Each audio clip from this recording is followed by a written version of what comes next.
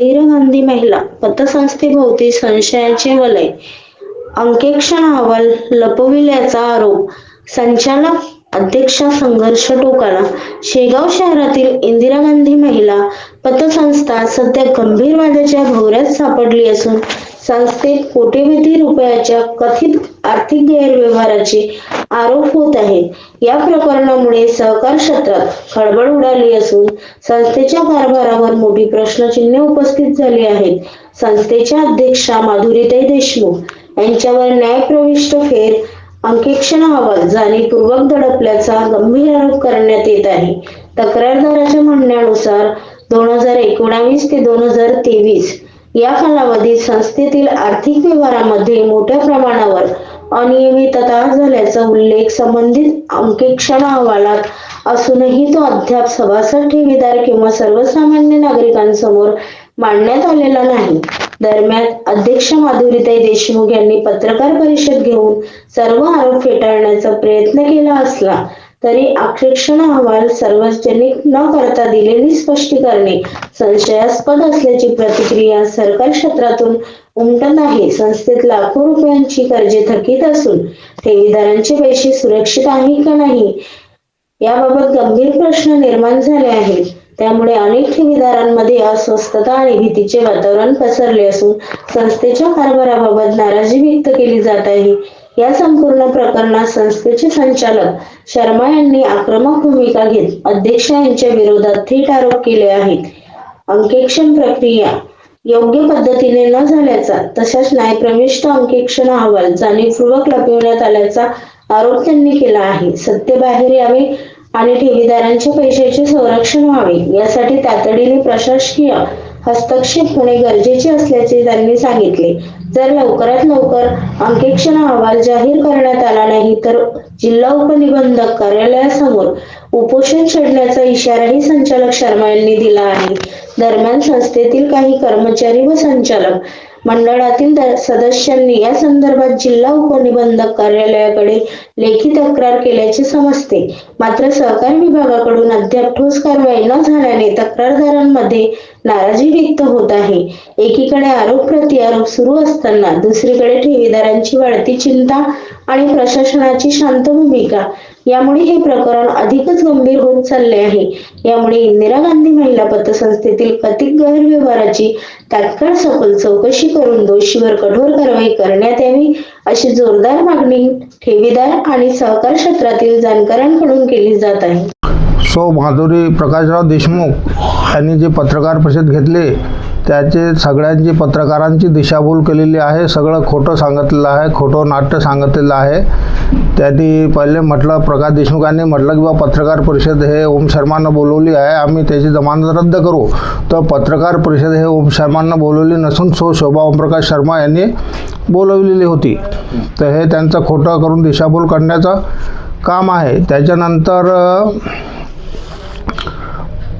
त्यांनी जे सभा घेतल्या, संस्थेच्या जे सभा घेतल्या, त्यांनी प्रत्येक वेळेस म्हटलं की मी हे विषय एजेंड्यावर घेतले, पण त्यांचे सोयीचे विषय एजेंड्यावर न घेता मान्य अध्यक्षाच्या परवानगीने आलेले विषय घेऊन त्यांनी घरी सगळं प्रोसिडिंग लिहिलेलं आहे. त्याच्यानंतर माझ्या कर्जाबाबत त्यांनी म्हटलं शेत मॉर्गेज आहे. शेत जर मॉर्गेज असेल तर मी कोणती शर्यत किंवा अटी सगळ्यांची मान्य करणार आहे. जर असं मॉर्गेज असतं तर त्यांनी ते दाखवा, माझी केस जे आहे दाखवायला पाहिजे. ते खोटं सांगितलेलं आहे. ते बिनव्याजी 5 लाख खोली बांधण्याकरता मला दिलेले होते, भाड्यात कपात करतील असे त्यांचे 2 ठराव आहेत. त्याच्यानंतर पत्र आहे आणि त्यानंतर मी त्यांना बांधकाम करून देऊन त्यानंतर पेट्रोल पंप आला आणि पेट्रोल पंपाला विरोध केला म्हणून त्यांनी सूडबुद्धीने माझ्या नावावर CCD कर्ज 5 लाख टाकलेलं आहे. माझी उचल 464च आहे आणि ते जागा भाड्यात कपात करतील असा विषय असल्यामुळे मी ते भरू शकलो नाही जागा सोडून गेल्यानंतर. त्यानंतर पेट्रोल पंपाला विरोध केला म्हणून त्यांनी हे सगळं केलेलं आहे. नंतर शाळा ते म्हणतात पेट्रोल पंप बालाजमध्ये नाही, शाळा बालाजमध्ये नाही, मग तुम्ही केली कशी? तुमची त्यांचे ते बालवाडीचे 8 ठराव आहेत की पहिल्या वर्गाला परवानगी भेटली असून 2 खोल्या बांधण्यात याव्या, 3-4 वर्गाला परवानगी भेटली असून अजून 2 खोल्या बांधण्यात याव्या, असं 50 लाख बालवाडीचं खर्च करून बालवाडी सगळी उभी झाल्यानंतर बालवाडीचं 3-4 लाख रुपये डिपॉझिट बी होतं. त्यांचं खातं आहे, खात्याचे डॉक्युमेंट आहे. नंतर त्यांनी स्वतःच्या ट्रस्टमध्ये ते विलिनीकरण केली आणि राहिले 5-6 संचालक त्यांच्यासोबत त्यांचे जे होते खास, त्यांचा फायदा करून त्यांनी ते सहा मारली आणि स्वतः बालवाडी जर बालमध्ये नसती तर मग तुम्ही केली कशी? संस्थेत त्याचे ठराव आहेत, संस्थेत त्याचं खातेवही वगैरे सगळं आहे. आणि पेट्रोल पंपाचंही जर बालच नसतं तर घेता कसे आले नसते? आता समजा ते चाणकजी आहेत, चाणकजी जी बँक आहे समजा, ते सगळं त्यांचं सगळं चालते, सार्वजनिक काम त्याच्यात. त्याच्यानंतर ही पहिली संस्था असेल की बुवा कर्मचाऱ्यांची तक्रार, सगळ्या कर्मचाऱ्यांची सही आहे व संचालकाची तक्रार DDR-कडे त्यांनी केलेली आहे. त्याचा पुरावा आहे. त्यांनी जे माझ्यावर आरोप केले एकही पुरावा दिला नाही, पत्रकारांना एकही पुरावा दिला नाही, लोकांची दिशाभूल केली. कोणत्याही संचालकाचं तिथं 1 रुपया डिपॉझिट नाही. आणि जे त्यांच्याकडून सभासद बोलतात किंवा त्यांच्या म्हणण्यावरून चालतात त्यांनी OTS केलेले आहेत भरपूर. तेच त्याच्या मनानं म्हटलं की 5 लाखाच्या वर देत आहेत आणि तेच म्हणतात की प्रकाश देशमुख आम्ही 1 कोटी भरले, एवढे राहिले, 50 लाख भरले. त्या रमेश चांडकनं 2 कोटी भरले, त्यापैकी 1 कोटी भरले, 2 कोटी घेतले. तर तुम्हाला देताच येत नाही तर तुम्ही दिले कसे? तुम्ही स्वतः कबूल करून राहिले ना. पत्रकार परिषदेमध्ये तुम्ही स्वतः कबूल केलं की इतकं कर्ज होतं, इतके भरले म्हणून चेक बाउन्स झाला. तर हे सगळं त्यांनी खोटं सांगून लोकांची दिशाभूल केलेली आहे. आम्ही त्यावेळेस होतो 15 वर्ष संस्था वर्ग होता, ऑडिट वर्ग. आता का आहे? मग तुमची किती प्रगती आहे तुम्हीच पाहून घ्या. त्यानंतर विमा जो काढला मिहिर देशमुख यांनी, संस्थेला 1 रुपयाचा फायदा झालेला नाही आहे. सगळे मी तर म्हणतो त्या विमावाल्याला भरले की नाही काय माहीत, सगळे फॉर्म घरीच आहेत, सगळं पैसा त्यांनी ते गळप केलेला आहे. आणि 138 जे आहे तर आम्ही मीटिंग घेणार कोण? अध्यक्ष मीटिंग घेते, अध्यक्ष सगळं ठरवते ना. आम्हाला म्हणते बुवा तुम्ही ते, आम्हाला म्हणतात की तुम्ही ते कागद कोरे दिले आणि ते काय तुम्ही लिहिलं ठराव. आम्ही काय घेणार? आम्हाला कशाला घेणार? आम्ही संचालक हे काय करू शकते?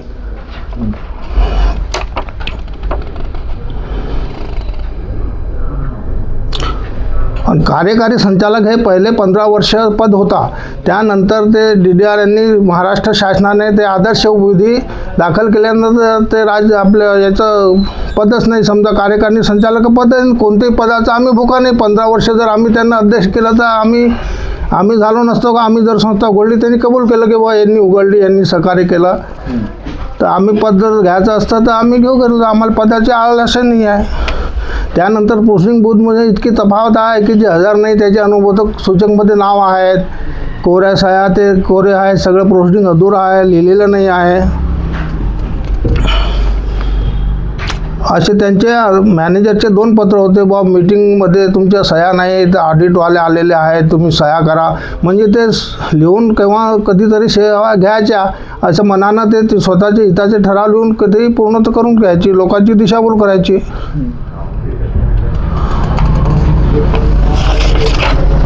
आता ऑडिट जे आमच्या स्वतःसाठी नाही, आमचं म्हणतो दुधाचं दूध पाणीचं पाणी झालं पाहिजे. ऑडिट आलं तर सगळ्यांचं चांगलं आहे. आणि त्यांचं म्हणणं आहे ऑडिटचे पैसे भरा किंवा पैसे भरा लागते असं शासनाचं काही नाही. शासनाचं त्यांना पत्र आलेलं आहे की ऑडिट हे त्यांच्या तक्रारीवरून चौकशी झाल्यानंतर शासनाचं आहे तर पैसे भरण्याचा प्रश्न उद्भवत नाही असे DDR ही त्यांनी पत्र दिलेले आहेत. पण ते ऑडिटवाले 1-2 वेळ आले, त्यांनी ते कुलूपमध्ये ठेवलं, त्यांना ते डॉक्युमेंट वगैरे दिले नाही म्हणून ते परत गेलेले आहे. त्यामुळे वारंवार विलंब होत आहे. हे जर ऑडिट झालं तर सगळ्यांचा फायदा होईल, संस्था लेवलवर येईल. घेणं देणं कोणाकडे काय आपच निघणार आहे. मी जर चोर असलं तर माझ्याकडे निघेल, ते जर चोर असले तर त्यांच्याकडे निघेल. मग याच्यात नुकसान काय आहे? ऑडिट फेर लेखापरीक्षण झालं तर उलट चांगलं आहे ना. म्हणजे सगळ्या लोकांना वास्तविक परिस्थिती जी आहे ते समोर येईल. त्यांनी असंही म्हटलेलं आहे की माझ्या मुलावरती आणि माझ्या मिस्टरवरती चुकीचे आरोप शर्मा यांनी रेकॉर्ड आहे ना. मी नाही म्हणत, हे शासन म्हणते. शासनाचं जे पत्रक त्यांनी काढलं, चौकशी अहवाल पवार साहेबांनी त्या अहवालामध्ये दिलेलं आहे. हे आम्ही नाही म्हणत. आरोप हे शासनानं ते सिद्ध झालेलं आहे. त्यांनी जे चौकशी केली त्याच्यावर सिद्ध झालेलं आहे. प्रकाश देशमुख यांनी घेतलेलं कर्ज, हे विमा घेतलेल्या पावत्या, हे सगळं ते शासन म्हणते. आम्ही कशाला म्हणणार आहोत? ज्यासाठी म्हणतो फेर लेखापरीक्षण झालं तर हे सगळ्यासाठी व्यवस्थित होईल आणि ते DDRनं करायला पाहिजे. नाहीतर आम्ही आता उपोषणाला बसणार आहे 26/1 पासून. पेट्रोल पंपाबाबतीत तुम्ही काय सांगाल? पेट्रोल पंपाबाबत हे संस्थेचं होतं, त्यांनी घेतलं, 15 वर्ष चालवलं, संस्थेचं बिल येत होतं, पण नफा तोटा पत्रक संस्थेचं नाही. याचा अर्थ काय? संस्थेच्या नावानं जर बिल येते तर नफा तोटा पत्रक संस्थेचं असायला पाहिजे. त्यानंतर त्यांनी त्यांचा इन्कम टॅक्स भरलेला नाही. कमीत कमी 1-1.5 कोटी त्यांचा इन्कम टॅक्स निघते. ते संस्थेच्या नावावर येणार आहे, हे काची देणार आहे तर वर हात करणार आहे. तर ते संस्थेत नफा तोटा पत्रक पाहिजे होतं. किंवा तुम्हाला जर पेट्रोल पंप घ्यायचा असला तर तुम्ही DDRची परवानगी पाहिजे, त्यासाठी एक जिल्हाधिकारीची परवानगी पाहिजे. तुम्ही काहीच घेतलं नाही, तुमच्या हिशोबाने काही केलेलं आहे तुम्ही. त्यांनी बालवाडीचा सुद्धा मुद्दा उपस्थित केला, तर त्याच्याबद्दल काय सांगाल तुम्ही? बालवाडीचं जर बालवाडीमध्ये नाही तर तुम्ही स्थापन कशाला केली? त्यांचे असे अनेक ठराव आहेत किंवा बालवाडीला 3ऱ्या-4थ्या वर्गाची परवानगी भेटली असून 2 खोल्या काढण्यात याव्या, 5व्या-6व्या वर्गाची परवानगी भेटली असून अजून 2 खोल्या काढण्यात यावे, असं त्यांनी अनेक ठराव त्यांच्या प्रोसेसमध्ये दिसतात. आपण जर चौकशी केली, त्यांना जर पाहिलं तुम्ही, तर ते असे अनेक ठराव आहेत की जे संस्थेकडून खर्च करून त्यांनी बालवाडी बांधलेली आहे. आता समजा बोरिंग, संस्थेचे पैसे, बोरिंग त्यांच्या घरी झाला, लॅट्रिन बाथरूम बांधायचे संस्थेचे पैसे आणि त्यांनी घरी इथे केलं, आणि सगळं फाउंडेशन हे संस्थेच्या पैशाने केलं. आणि नंतर बालवाडी ते नफ्यात आली. नफ्यात आल्यानंतर त्यांनी ते डिपॉझिट होतं बालवाडीचं 3-4 लाख रुपये, ते त्यांनी घेऊन टाकलं आणि आमच्या स्वतःच्या ट्रस्टमध्ये त्यांनी विलीन करून घेतलं. ते संस्थेचा तेवढा नुकसान झाला, संस्था तेवढ्या पैशात ते मागं आली. आणि हे सगळे ठराव आहेत, संस्थेचं रेकॉर्ड आहे, त्यांच्या प्रोसिडिंगमध्ये आहे सगळं.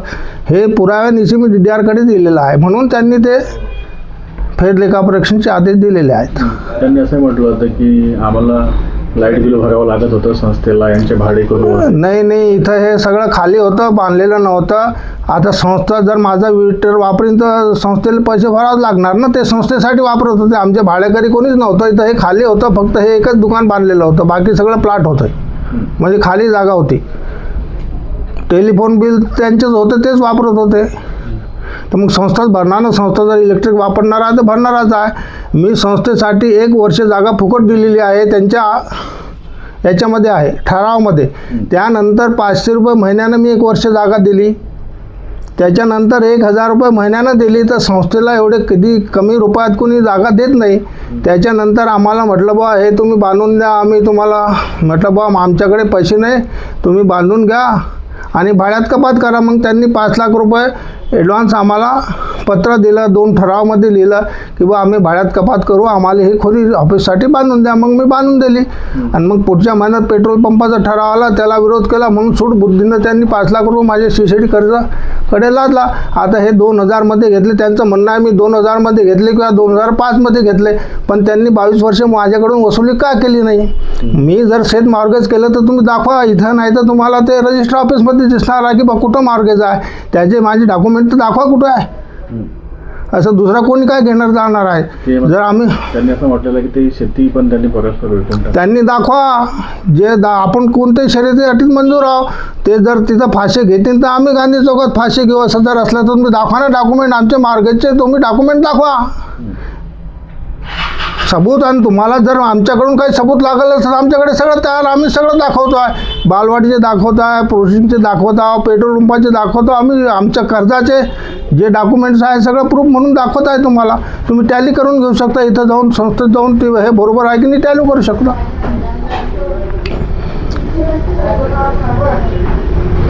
त्यांनी एक आणखी आरोप लावलेला आहे की त्यांनी हळूहळू पैसे उचललेले आहे. हळूहळू नाही, हे माझे डॉक्युमेंट मी तुम्हाला दाखवलेलं आहे, डॉक्युमेंट जोडलेले आहे.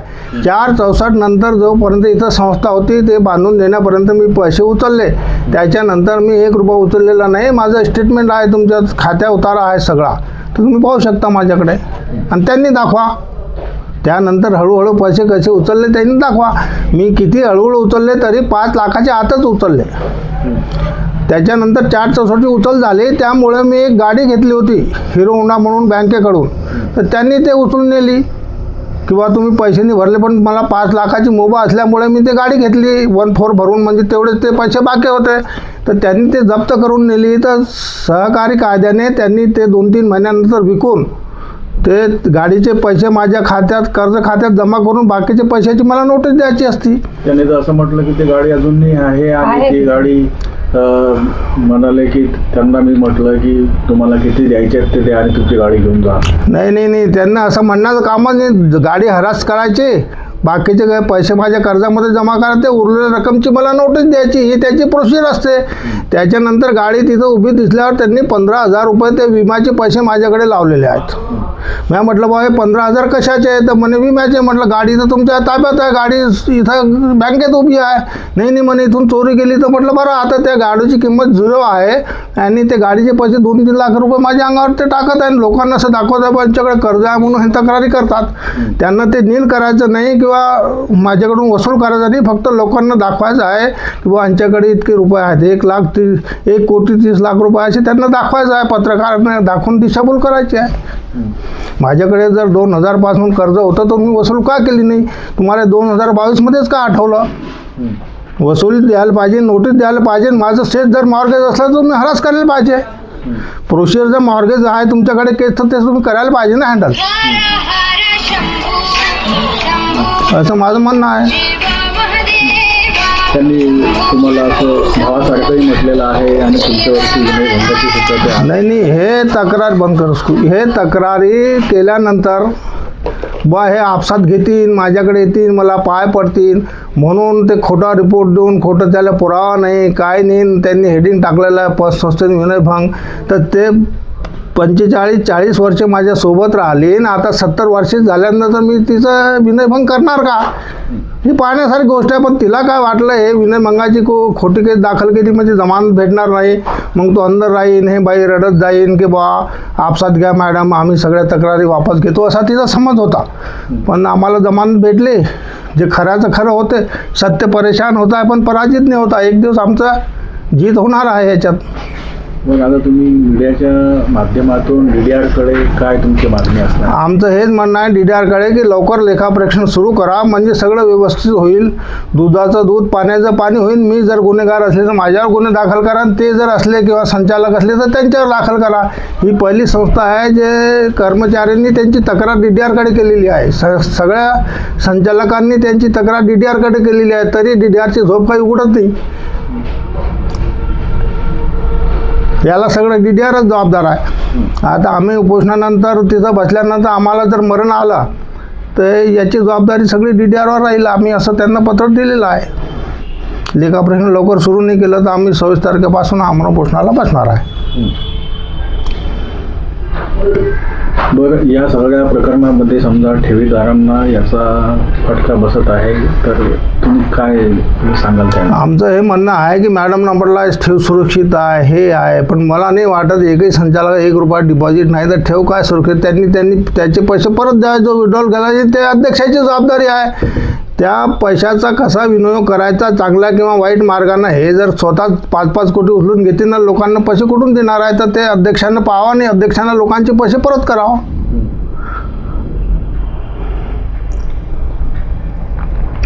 ठीक आहे, धन्यवाद.